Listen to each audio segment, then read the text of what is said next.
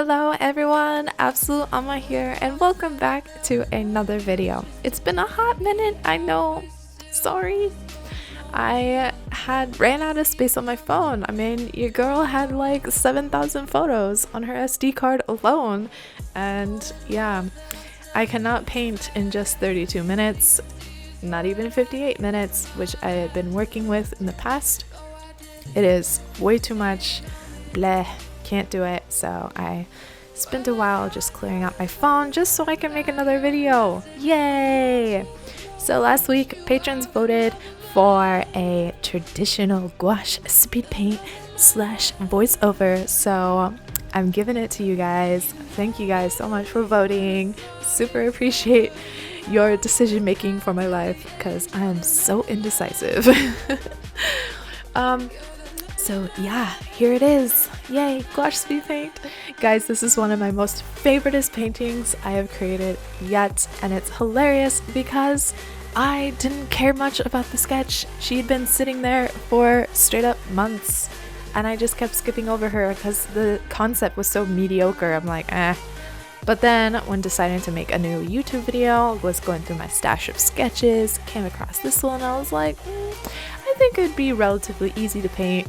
I don't know, I had very low expectations just because it's kind of like a time crunch when filming YouTube videos. I can't take my usual week to, paint and rest and all that stuff, and I actually really messed up my shoulder and wrist, and then for some reason like my left knee, because I was painting so awkwardly while trying to film. My tripod is like literally right next to my face, and I was like super extending myself.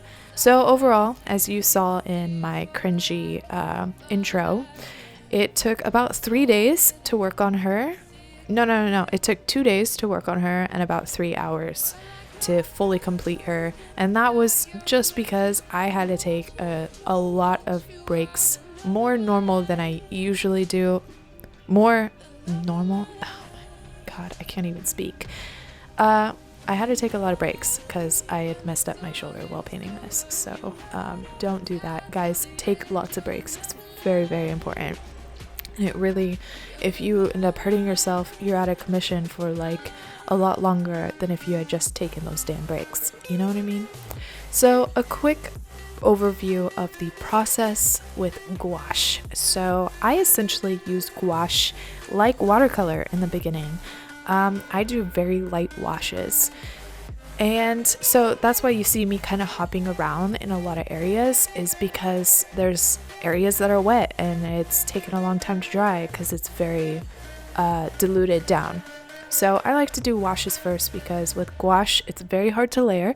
So if you do too contrasting of colors, it will essentially become muddy. But with light washes, you can figure out your color schemes a lot better, and if you change your mind, you can easily paint over it. So that's what I do. I don't normally have color schemes in mind when I go into it. I usually just keep my not watercolor, but gouache palette next to me, and that has very selected pastel colors that I usually bounce around from. So for her skin tone, for shadows, I do a light wash of blues and purples, and then I like adding yellow highlights to her because my characters are normally surrounded by stars, and so I want to create that like really pretty hue, that shimmer film. And then I'll throw in some pinks and stuff in there for a bit of rosiness. I had a hard time deciding on what to do with her hair. I had thought of doing mint colored hair, but I ended up doing mint in the background, and I was really worried that it would get lost. So I kept with the white, and I ended up doing for depth, I did blues and mints and pinks and purples and then yellow highlights, and I think that really, really helped stand out the character from the background because everything is very soft pastel colors. For the line work, I ended up using this deep red, and then I threw on neon pinks. You guys, I love neon pink so much. It really pops, and it's so vibrant, and like it's almost radiating. So I did random areas like a little line on her shoulder, a little line on her cheek, her chin, of neon pink to make her really vibrant. I can't explain it. So for the concept, you'll see me creating like little splashy marks and stuff.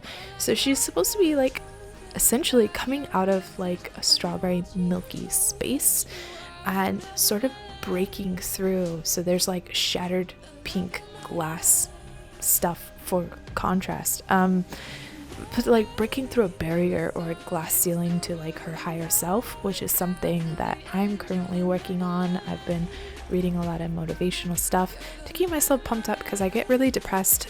You know, like in your current state, you're just like, life is not moving the way I need it to. And I feel like I'm not being very grateful of where I came from. Because if past Alma from like 5-10 years ago knew that her future Alma or present Alma would be doing this, like she would prep herself. So I need to like remind myself of that I'm kind of doing the impossible and I'm doing it. So I really need to be a bit more grateful of that.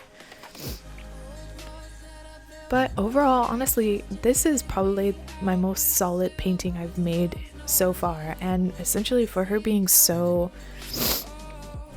like mundane of a sketch, like I honestly did not care for the sketch. That's why it's been stashed away for months, and I think it's because I didn't care about the outcome of this sketch that I was able to like freely explore creatively painting and getting lost in it, compared to if I had done a sketch that was my most favorite, because I find that almost restricts myself. Like I don't want to mess up the sketch. It's so beautiful. I love it so much. Oh my god. And I feel really tied down and not wanting to explore or really challenge myself to new areas and stuff. So I feel with a mundane sketch, you might be able to really like open up a new playing field for yourself creatively when you don't have this emotional tie to it. You know what I mean? I don't know. I'm rambling at this point, but it's the end of the video, so I hope you guys enjoyed this video.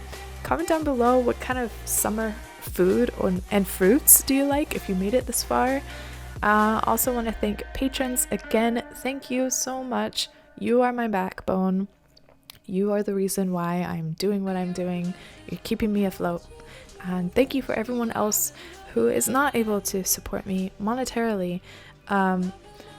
You are the fuel to me. You're the reason why I'm here in the first place. So damn, thank you. And I hope you guys have a beautiful week. Stay safe, stay hydrated, and I'll see you next video.